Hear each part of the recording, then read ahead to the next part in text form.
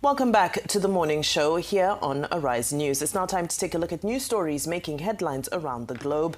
And we begin our news on the foreign scene, as President Donald Trump has said there could be more strikes by the U.S. in Nigeria if Christians are killed in this African nation, even as Nigeria has previously denied that Christians here are subjected to systematic persecution. Trump's comments in an interview with the New York Times were published on the newspaper's website on Thursday. Trump made the remarks when asked about Washington's Christmas Day military strike in Nigeria. The U.S. military said at the time it carried out a strike against Islamic State militants in northwest Nigeria at the request of Nigeria's government. Well, Nigeria said then that the strike was a joint operation targeting terrorists and had nothing to do with a particular religion. I quote, "I'd love to make it a one-time strike. But if they continue to kill Christians, it will be a many-time strike," end of quote. And this was what Donald Trump had to say. When asked about his own African advisor having said that Islamic State and Boko Haram militants were killing more Muslims than Christians, Trump responded, and I quote, "I think that Muslims are being killed also in Nigeria, but it's mostly Christians," end of quote.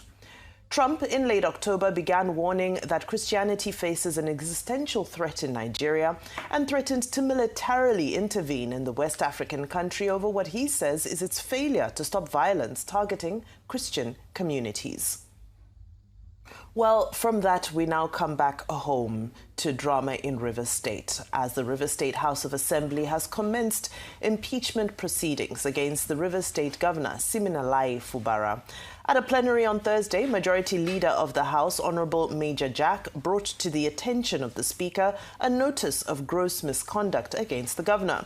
Relying on Section 188 of the Constitution, the lawmaker reeled out 7 points of gross misconduct against Governor Fubara. Some of the accusations include spending funds without budgetary approval, the demolition of the Assembly complex, extra budgetary spending, withholding funds meant for the Assembly Service Commission, and refusal to obey the Supreme Court on the financial autonomy of the House. The Deputy Leader, Honorable Linda Stewart, also brought forward a notice of gross misconduct against the Deputy Governor, that's Professor Ngozi Odu. 26 members of the Rivers State House of Assembly signed the notice, which they alleged was against the Nigerian Constitution. Amaule said the notice will be served to Fubara in the next 7 days, while the plenary session has been adjourned to the 15th day of January 2026. Residents await the unfolding political scenario in the coming days. Mr. Speaker, we conclude by stating that the governor has shown that he is not prepared to govern Rivers State in line with the Constitution of the Federal Republic of Nigeria, 1999 as amended, and his oath of office. The Supreme Court, in suit number SC/CV/1174/2004, condemned his actions when he stated that the 8th respondent fear of impeachment by the Rivers State House of Assembly is no justification for his attack on the House of Assembly.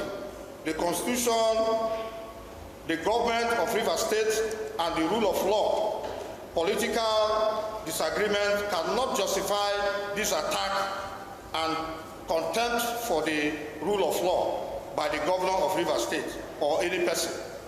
The Majority Leader has just laid before the House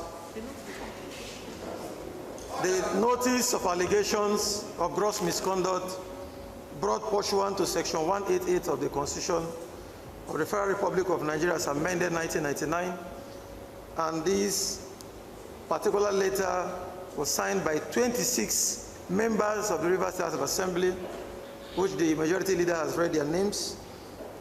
Distinguished colleagues, I am now in receipt of this letter, and pursuant to the sections of the 1999 Constitution is amended, I will ensure that this letter is forwarded to His Excellency Siminalayi Fubara, GSSRS, Governor of Rivers State.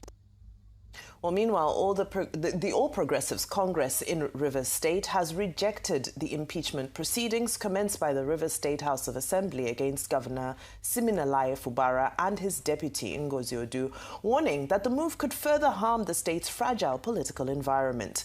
In a statement signed by the party's spokesperson, Darlington Nwauju, on Thursday, the APC said it was alarmed by the development in the Assembly and described the resort to impeachment as untenable. It urged lawmakers, particularly APC members in the Assembly, to resist what it described as external pressures aimed at undermining the state government. It added that the party would take steps to prevent internal disagreements from disrupting governance in Rivers State and cautioned lawmakers against external interference to destabilize the Fubara administration. Well, elsewhere, but still in politics, the national chairman of the African Democratic Congress, ADC, Senator David Mark, has said the party is reviewing its constitution to ensure it reflects present realities, meets future challenges, and aligns with global best practices in Democratic Party administration. Mark, who spoke at the inauguration of a 22-member ADC Constitution Review Committee in Abuja yesterday, explained that the exercise was not about changing principles, but about strengthening them. The former president of the Senate directed the committee to thoroughly review the existing ADC constitution and identify areas requiring amendment, clarification, or updating. He said the exercise aimed to ensure clarity, fairness, inclusiveness, and accountability in the party's structures and processes. Well, now to some cheery news. President Bola Tinubu has praised corporate Nigeria, citizens and other stakeholders in the Nigerian capital market for surpassing the 100 trillion naira milestone on the Nigerian exchange. Tinubu described this record achievement as an inspiration for the investing public operating in the money and capital markets. He urged Nigerians to deepen their investments in the local economy, assuring that 2026 as a year will yield even greater returns as his administration's economic reforms continue to deliver stronger outcomes. With the Nigerian exchange crossing the historic 100 trillion naira market capitalization mark, the country is witnessing the birth of a new economic reality and rejuvenation. Now, our final story this morning, as Nigeria's democracy is facing a critical and time-sensitive threat as the Senate remains on recess despite the urgent need to pass the 2025 electoral bill. Civil society organizations and pro-democracy advocates are raising an alarm and calling on Senate President Godswill Akpabio to immediately reconvene the Senate and prioritize the passage of this essential legislation. Under the current Electoral Act, the Independent National Electoral Commission is mandated to issue the notice of election 1 year before the scheduled date. Now, if the amendment bill is not passed before the notice is released, INEC will be legally compelled to conduct Nigeria's next general elections under the outdated 2022 framework. This would compromise urgently needed reforms and undermine public trust in the electoral process. The 2025 electoral bill contains some of the most transformative electoral provisions Nigeria has seen in recent years, including the early release of INEC funding for timely preparation, mandatory audited accounts by INEC, the NIN requirement for voter registration to ensure a cleaner voter register, clear election timelines, the introduction of early voting, and expanding voting rights for inmates. All right, there's several stories for us to unpack this morning, but before we do so, let's get a feel of what's happening in Rivers State as Arise correspondent Andy Omano joins us from Port Harcourt to bring us updates on the impeachment proceedings. Andy Omano, good morning and Happy New Year to you. Are you live with us? You're connected to the morning show now. Thank you so much. Great to have me once again. Good morning, Nigerians. Morning, Andy. Real quickly. All right, I must say. Give us a sense of what's on ground. Good morning. Yeah. Give us a sense of what's on ground. Yeah. Yes, Rufai. The state capital, I should say, this morning, this Friday morning, is calm. It's calm, and everybody is going about their legitimate businesses, as it were. Yesterday was when the third impeachment proceedings against Mr. Governor was initiated, and the discussion you would expect is how it is going to pan out at the end of it all. Opinions here are divided. There are those who are for the governor, and there are those who are for members of the House of Assembly. But one major issue that they've always raised is trying to preserve the entity called Rivers State. That if they don't, then it will be one of the most not too good thing to do, because they need the river system to be able to function. Many groups have been speaking, civil society organizations, personalities who felt that whatever is the issue between the lawmakers and the governor, they should convene and over a round table to discuss these issues, more so when both parties are in the same political party, that is the governing All Progressives Congress at the national level. Don't forget that these lawmakers we are talking about, a good chunk of them defected to the APC, and the governor is also of the APC. And so Rivers people are asking, why not they mend fences? Whatever differences, they should come together in the interest of the Rivers people, because as is often said, when two elephants fight, it is the grass that suffers. And they've always referenced the 6 months of emergency rule that the Rivers people went through. And so, Rufai, for now, that is the position as we speak. Okay, Omano. There was this indication yesterday that FCT Minister Nyesom Wike visited the House of Assembly, and that shortly after he left, this impeachment proceedings, the notice was given. So I'd like you to speak to the role of Nyesom Wike in this particular matter. Did he instigate it?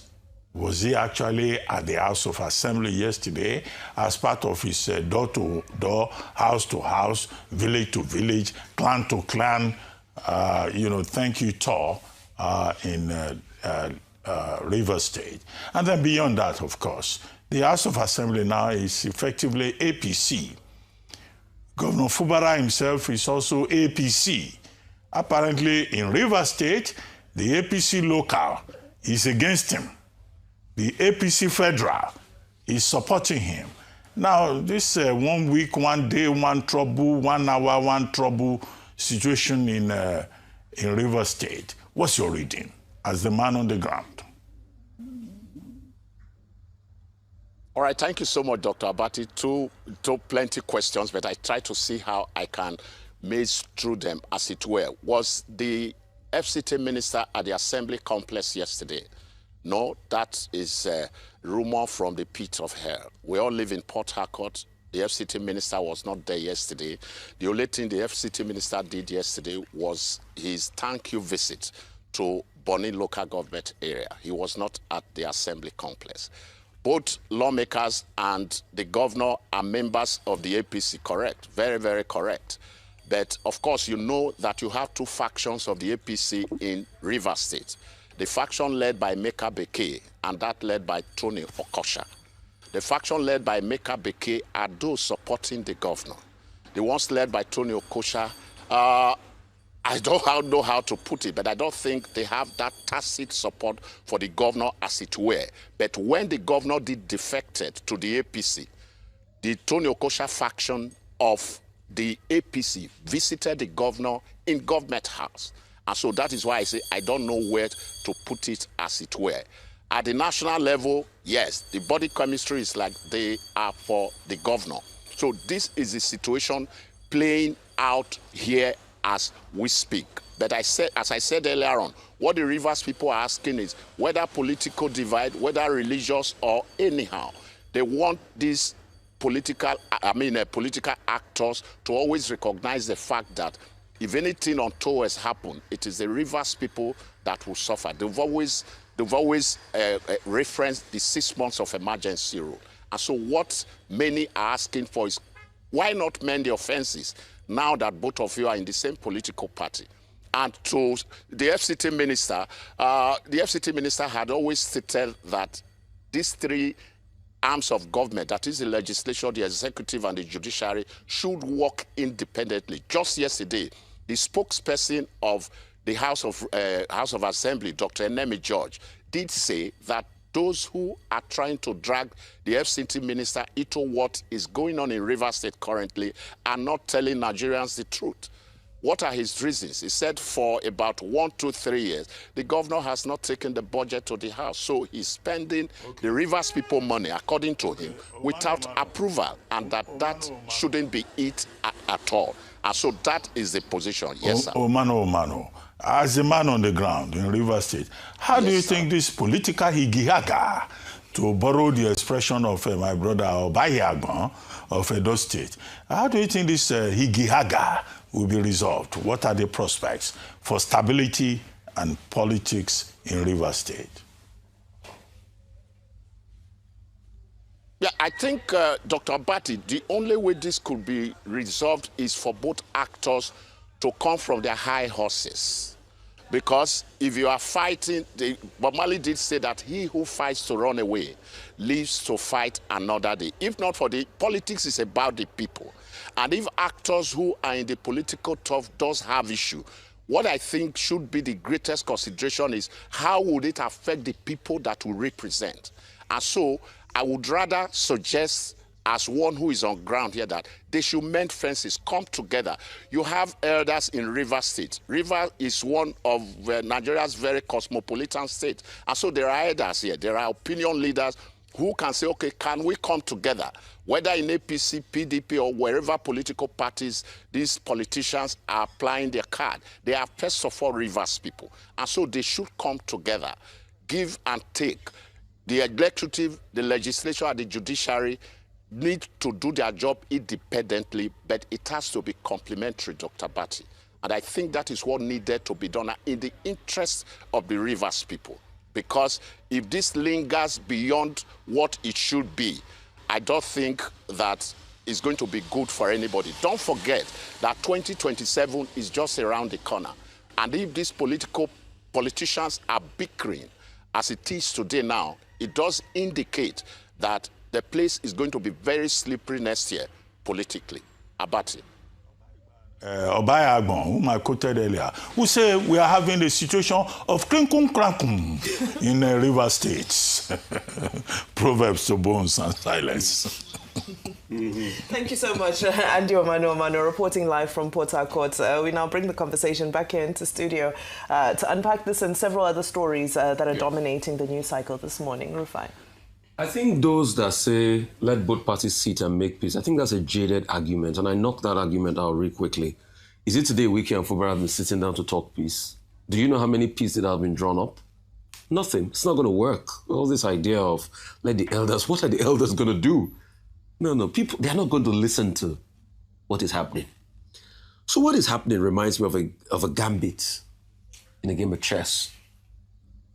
Originally from the Italian word gambito, where it talks about you setting up a plan for somebody to trick. And Fubara was the first to play that gambit by joining the APC to be able to nullify the powers of Wike. The reason why Fubara probably made that decision was because even after the so-called peace deal, and that's why I'm against the state of emergency by President Tinubu, but anyway, he did it to give himself options. He wanted political options, that's why he did it. So after the state of emergency that you thought both of them were at peace, they were seeing kumbaya, but the fight still went on. So Fubara felt, let me join the APC to be able to protect myself. This conversation we're having today is easier because if he was in the APC, if he was in the PDP, then you will not hear the APC saying, oh, this is not good. It's not going to be like an internal civil war. So Fubara won the first leg of the gambit. And that's why I was talking about 200 for President Tinubu, 0 for Wike. But now, Wike has also played a gambit. By saying despite joining the APC, it does not insulate you from that impeachment. I can still go ahead and impeach you.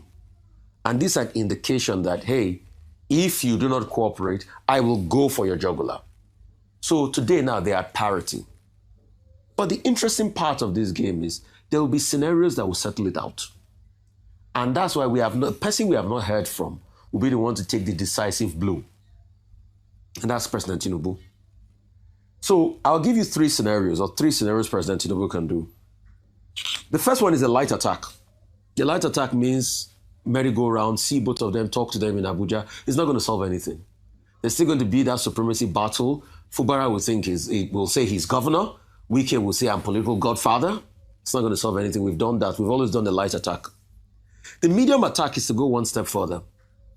Get the political party, get the architecture of the APC to be able to whip Wike in line. But Wike is not a member of their political party. So they are still going to go around, and the light and medium attack is pretty much the same. But the heavy attack will be President Tinubu removing Wike from that position he is. How is he going to probably do it? He might want to do it in a way so that people will not think that it's from him. So probably he might call a cabinet reshuffle. And some people do not come back. And when you look at that, to a large extent, that might be a final solution to this problem. Because as long as you have these two men in a position of power, there will be contentions. And that's why there have been contentions. But if the balance of scale of power changes, one has power and the other one doesn't have power, it's easier to resolve. Because when you look at it, Wike is not somebody that fights and backs down until he gets what he wants. The same Wike that prevented Atiku Abubakar from campaigning, the candidate of his own political party in his state for presidency. The same Wike that went against them because things didn't work in his favor. As long as he still has a position of power, and Fubara has a position of power as governor in the state, there's going to be contention. The question will be, will President Tinubu be ready to take the heavy attack method? Time will tell. Will he want to build his political time before he takes that measure? Time will tell. Because you see, the premise at which Wike fights there, apart from owning the political structure, is because he also has an element of state backing, which is because he's a minister. If he loses that, the matter becomes easy. Secondly, let me also spin that scenario. Or probably if President Tinubu wants to go with Wike, then he might say, okay, let's open the cannons and allow Fubara be removed. But if that happens, it's also bad for President Tinubu because it's a big indictment on the APC. And it will show other governors that those that are running to the APC for refuge, you might not be able to get it, he might not speak for you. So most likely, we have gotten to the point, those conversations, meeting with them will not work. It is the time for the heavy attack. Will President Tinubu be courageous enough to have a cabinet reshuffle and say someone like Wike goes to settle this river conundrum, or still tries to work with Wike against Fubara, or pit it out with time? Time will tell. Okay, let me put it like this. Every president has a Mr. Fix-It, and, or a set of Mr. Fix-Its. Now, Mr. Fix-It, in the popular Nigerian political parlance, can also outlive his usefulness. And then, of course, the Mr. Fix-It will eventually discover that he cannot either fix things or resolve things. Nyesom Wike, obviously, is the Mr. Fix-It of President Bola Ahmed Tinubu in Rivers State, and you may say other states. After all, he told Ajibola Bashiru the other day that does he even know how he ended up becoming a senator. So, Nyesom Wike, obviously, is the Donald Trump of Rivers politics. And just as Mr. Donald Trump was saying yesterday to the New York Times, it's not about law. He says he doesn't believe in international law. It is his own morality that determines what he wants to do. And you seem to have, at a miniature level, that kind of situation in Rivers State. But the caution here is that every Mr. Fix-It has his own sunset occasion. But as to the House of Reps, I think it is useful that Andy Omano had said that, Minister Wike was not on the floor of the House, and that we cannot say that he was the one who instigated it. But that's in terms of what people saw. What if he was the one who instigated the impeachment proceedings in that House of Assembly, and he didn't need to be there physically anyway? The other point to make, however, is that this is the third impeachment proceedings against Governor Fubara. The only difference now is that he has already deported himself to the APC, and you have the APC National saying, this is our governor, nobody can remove him. However, what everyone should realize is Section 188 of the 1999 Constitution, which is a part of the law that deals with the impeachment processes against governors and deputy governors. Section 188, sub 11, says that what constitutes gross misconduct is what the House of Assembly, in its own opinion, determines to be gross misconduct. So if they want to impeach him, they can just say, well, he looked at another man's wife in a way he should not look at cuckold his neighbor's wife. After all, the 10 Commandments says in one of the paragraphs that thou shalt not covet thy neighbor's property. It can be removed simply on that basis. That's the status of the law. But the long-term implication will be about the stability of Rivers State and the electoral process in Rivers State. Opposition parties in Rivers State will seem to have a good opportunity to strengthen their own processes and see how they can take advantage of this situation, if they have the capacity to do so. Now, the topics were so many. Now, you talked about ADC. Now, the ADC will say it's going to review its constitution to allow for inclusion. There are persons who are coming to join the party. I'm not very familiar with the ADC constitution, but there may be clauses there that may not allow people who are joining at this moment. So they will need to review that 22-member constitution. We need to review the constitution to, remove hurdles, since the party is trying to bring in as many people as possible. That's what I imagine may be the case. But a political party can accommodate all shades of interest. And ADC, of course, is an evolving party in terms of, its recent circumstances. You talked about the NGS, the Nigerian Stock Exchange, doing about 100 trillion. Well, congratulations to Mr. Kwaranga, who is the chairman of the NGS, and also to Mr. Kukuola, who is the managing director of the Nigerian Stock Exchange. Now the Stock Exchange is doing well. Reuters has reported that again and again, and we're excited. In the statement by the presidency, however, they were saying, oh, the Nigerian Stock Exchange has even done better than the S&P 500. Well, I think that's an error. How? The S&P 500 did very well throughout 2025. It's still doing very well in 2026 because of AI. But if you say we're doing better than our peers in the emerging markets, maybe, okay, FTSE 100 in the UK, maybe, but not S&P 500. But the bigger challenge here is that the government of the day has tried to link everything in the economy at the microeconomic level, at the macroeconomic level, to the stock exchange doing well. No, there's also a caveat there. Why? Because it's people who invest in the stock exchange that will benefit. Investors, both local and foreign. And then, of course, if you are not on the stock exchange, you are not going to benefit. The 100 trillion naira, market capitalization is not going to come to you. The third caveat is that those who are very familiar with the subject say this is as a result of devaluation, and also that's the valuation of the naira, massive devaluation of the naira, and also asset valuation that now makes the stock market of Nigeria to be doing very well. But as an ordinary man in Nigeria, I ask the question, yes, the stock market can do very well. I've congratulated Kwaranga and Popola. How about ordinary people, those of us who are not on the stock exchange? The cost of production has gone up. Manufacturing is heavily inflicted. Interest rate is so high. They are quoting the foreign reserve. What is the business of the man who wants to buy yam and tomato with foreign reserve?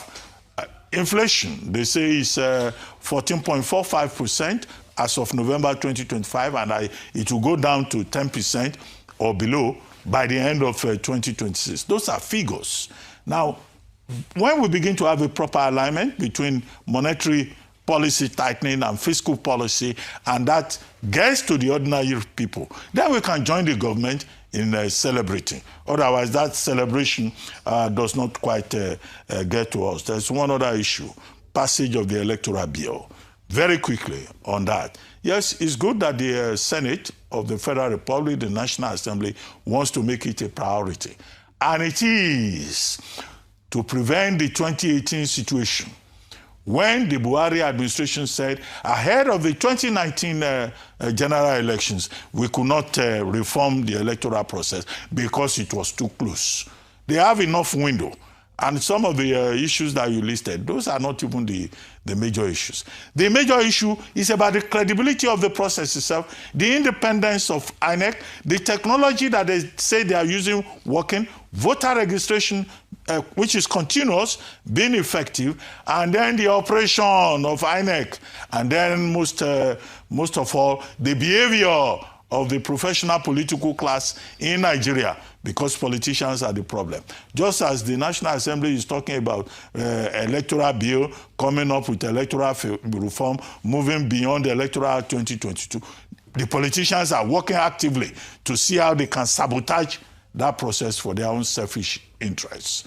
Can we all come together and build democracy in this country so that we'll stop using the expression, Nigerian democracy is putative, Nigerian democracy is evolving. It cannot keep evolving forever. We must have benchmarks in terms of achievements. Absolutely, and I'm with you on that. I think I start on a very similar note as I look at River State in the first story and all that's transpiring there. Now, if you look at Nigerian history since 1999, we've had about 170 governors. Of those 170 governors, 6 have faced impeachment.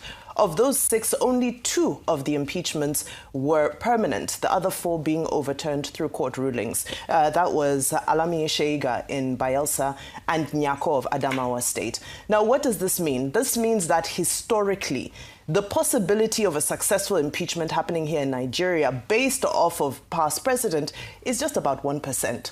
So the likelihood of Sim Fubara being impeached, successfully impeached, highly unlikely. This instability it caused and the disruption it causes, however, is really the bone of contention. Now, when we look at all of the subsisting issues around here, what is the fundamental issue? The fundamental issue is that there are individuals who say that they own the structure of a state. And because they own the structure of this state, they feel that it is their prerogative to determine what happens in the affairs of that state. What does this show us? This shows us that in, as Dr. Abati said, evolving democracy such as ours, power is not transferred. In an established and vibrant democracy, when a new leader comes into office who has been given a mandate through election, that person is supposed to experience a transfer of power. In this instance, however, we see that the ownership of structures is not transferred to anybody. Whoever acquired those structures, appropriated them or built them is the individual who remains with the ownership of them. How are these structures built? Through identity politics. Oh, that's my man from my place. We are from the same place. The other way, through binding transactions. What point am I getting to here? I'm getting to the point that all of this is because there are individuals who say they own the structures of the party, and that is where the source of their power lies. How do they own them? We don't know. There are several allegations and several speculations about how the ownership of these structures is acquired, whether it be through purchasing nomination forms for people at elections, whether it be through financing people's campaigns, whether it be through various other projects and exploits that benefit these individuals financially or otherwise. This is how this loyalty is bought. It's a deep and complex patronage system. Now, what needs to be done? Because my argument is that what we see in River State can easily be replicated in any other state. For as long as our nomination forms are at sky-high prices and people need sponsors to come together, or people need benefactors who will come and see them through and become their political godfathers, this is not unique to Nigeria.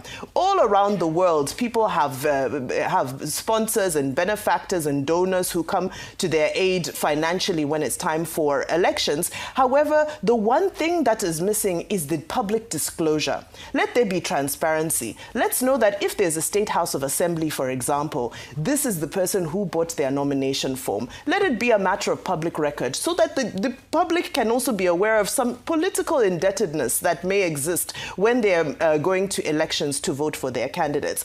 In all of this, it's unfortunate that the people of Rivers State will experience yet another disruption. Will another presidential intervention come and save the day, as happened in December 2023 and happened in March 2025? We wait to see what that intervention will look like. However, it's clear that the APC has faced its first legitimacy crisis in Rivers State, in that we now wait to see whether, when APC was laughing at other parties about lacking internal party discipline, whether the APC's own internal party discipline will be able to sit down with members who are exhibiting anti-party activities by trying to bring down their own governor from their own party.